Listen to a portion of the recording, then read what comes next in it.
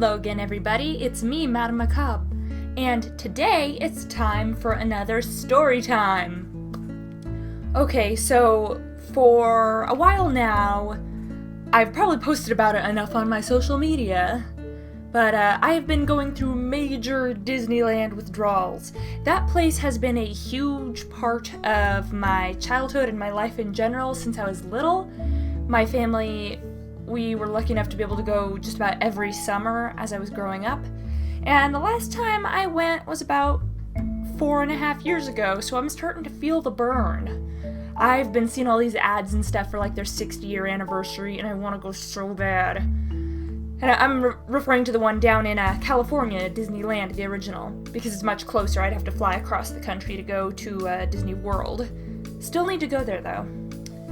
But regardless, I'm hoping to be able to go to Disneyland sometime next year, hopefully, or I'm gonna just lose my mind, I think. But back on point.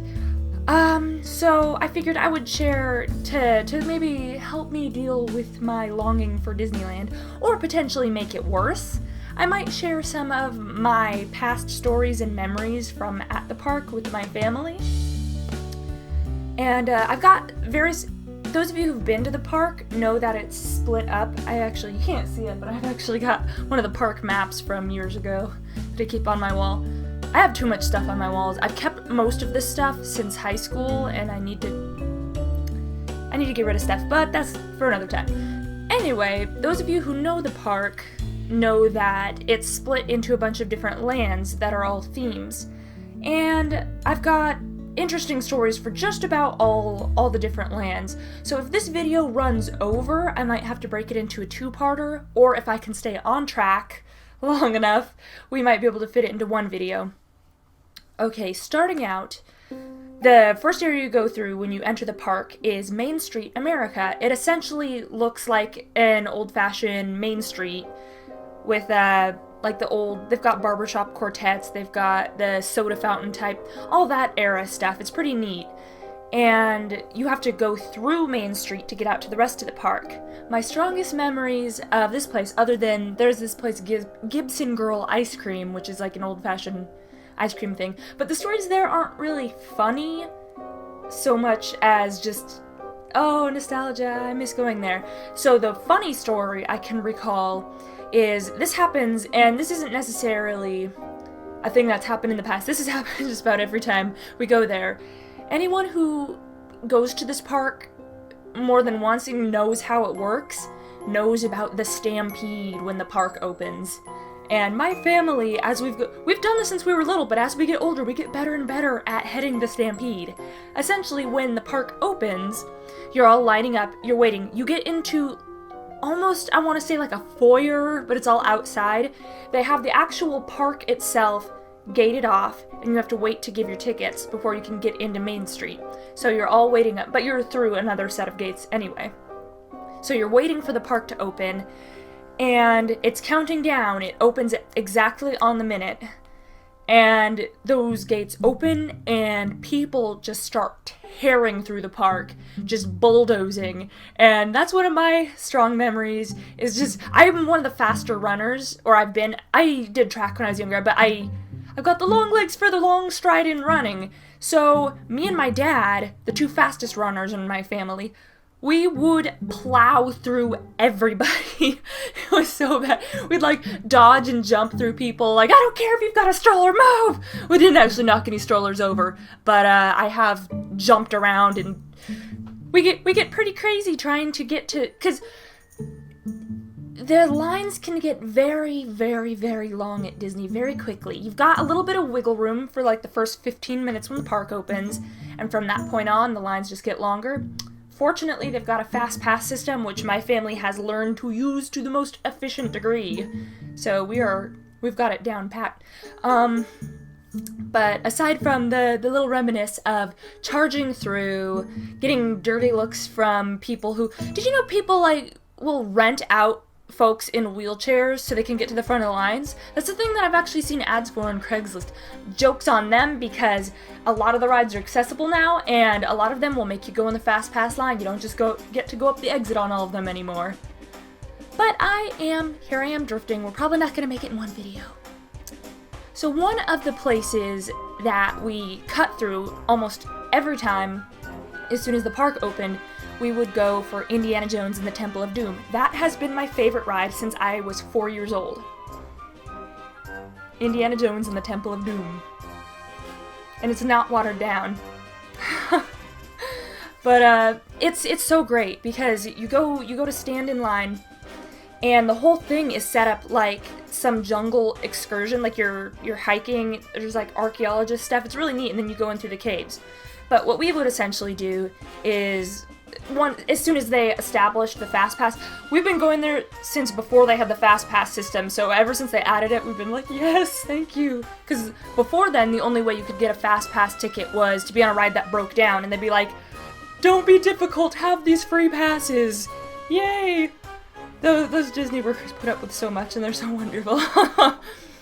But anyway, so we would run, go get our Fast Passes, then immediately get in line. You can have 2 Fast Passes at once, so work the system. So you'd get your Fast Pass, we would get in line while there was no line, real quick. And this is one of the parts that I have so strong memories of with Indiana Jones. I love waiting in line there. Like, not waiting in line, but I love the ambience they set up, because you're going through what looks like an old temple. You go through a cave section.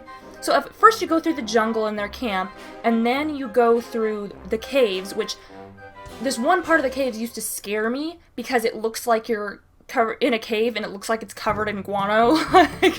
And my sister, they play over the overhead speakers the sound of like bats skittering and stuff, and my sister had convinced me that it was real bat poop all over the walls, and she'd like try and push me into it, be like, no, gross. But and then my mom was like, Lauren, stop that. But, so we'd make it through that point, and then you'd get into the actual temple, and that's where the real fun begins, because they've got all these little booby traps set up.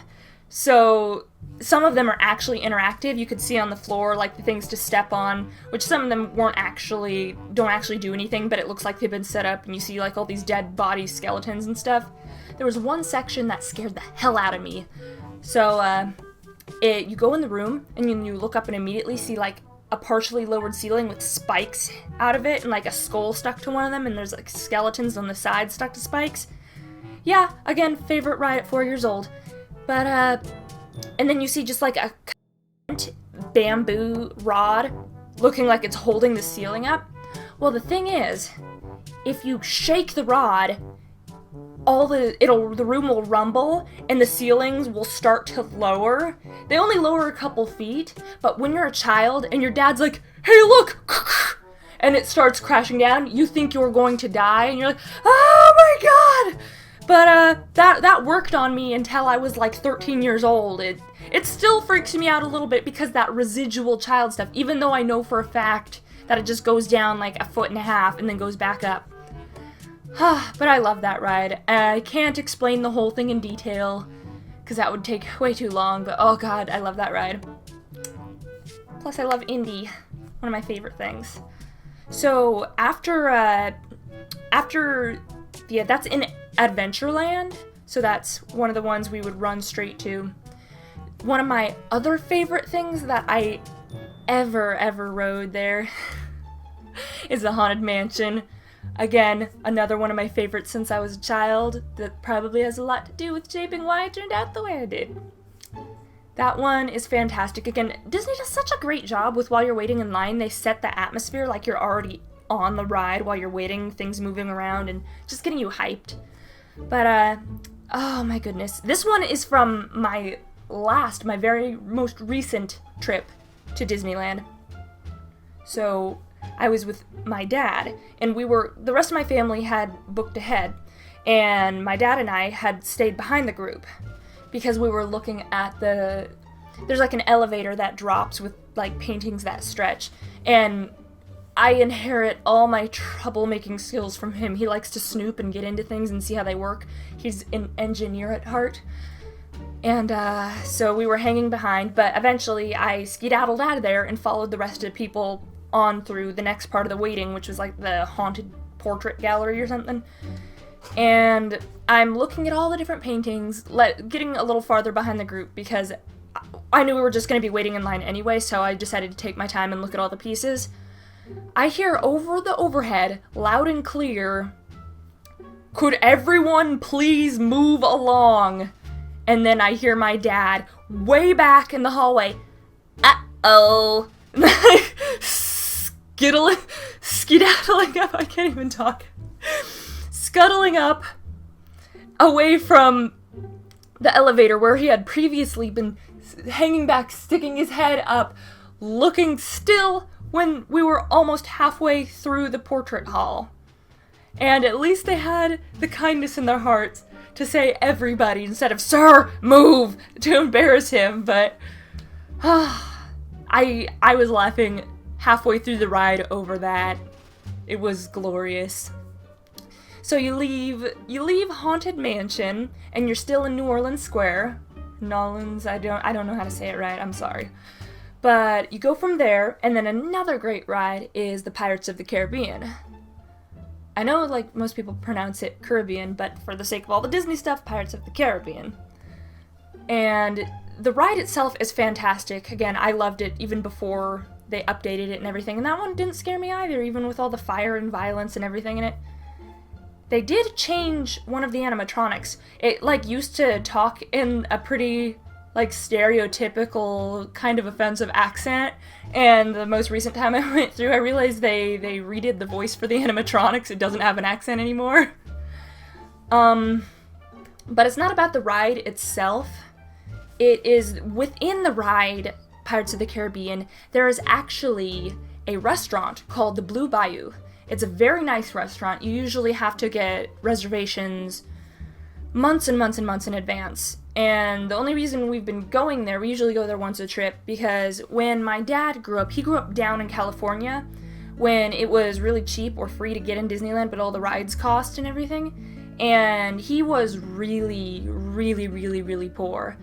So he got to see a lot of the other families running around doing things, but he couldn't do anything, him and his brothers and sisters.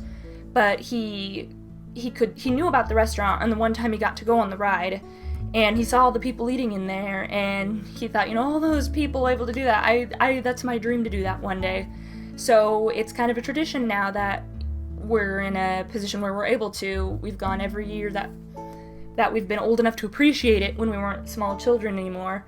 Once a trip, we eat at the Blue Bayou, because that is something that was really important to my dad. So it's just something that's nice. But one of my more humorous stories happened, I think it was either this last trip or the one before it, where my sister, it's her husband now, but her boyfriend / best friend of like 7 years at the time had gone on the trip with us.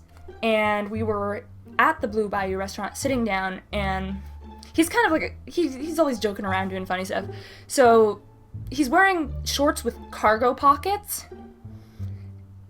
and they put these delicious dinner rolls on the table in front of you while you're waiting for the food. And usually it's kind of a long wait because it's very crowded. I should explain a little bit. It's gorgeous. You go inside. The first part of the ride is like a bayou. It's dark, like it's in the middle of the night. There's fireflies. You're gonna hear like the faint banjo of some guy playing. And the restaurant is set on what looks like a giant outdoor patio from a big New Orleans house with all the paper lanterns. And it's, when I was younger, I didn't realize it was a restaurant because it fits so well into the ride, it looks real. But it is a restaurant, so the people you see up there, they're not part of the ride, they're real. But I digress. We were sitting there, and I have take one of the rolls, and then everybody takes a roll, and then we look back, and we're like, I'm pretty sure there were a lot more rolls than there are now. It is empty now. Waitress comes back, replaces more rolls. Suddenly, where we get to talking and everything, suddenly they're gone again. All of them. We notice my sister's husband now, but my sister's boyfriend at the time has this big grin on his face, and he starts cackling to himself. And then we look, and the pockets of his cargo shorts are bulging. And then more bread comes. By this point, the waitress is looking like, oh my god, like what is wrong with these people on this bread? And he's trying to see how many rolls he can shove into his pockets. And it was just ridiculous. By the time we left, and you get like this major shock because it's like 90 degrees and bright daylight when you're leaving and coming in, and then you're inside, you acclimate to it being dark and cool like you're eating at night, and then you go back out and you're blinded by the sun. By the time we regained our vision, we look over and he begins unpacking his bounty. He got well over 18 rolls in his pockets. That was special. Alrighty, well, it looks like we are indeed going a little over on the time, so I'm going to end my Disney stories here for this episode, and I will start up on the next one for you guys so you can hear the rest of the crazy tales I have off the top of my head. I'm sure there's more as always, but these are the ones that I immediately think of and associate with the places. So I will catch you guys later, and that is all for now. Bye-bye!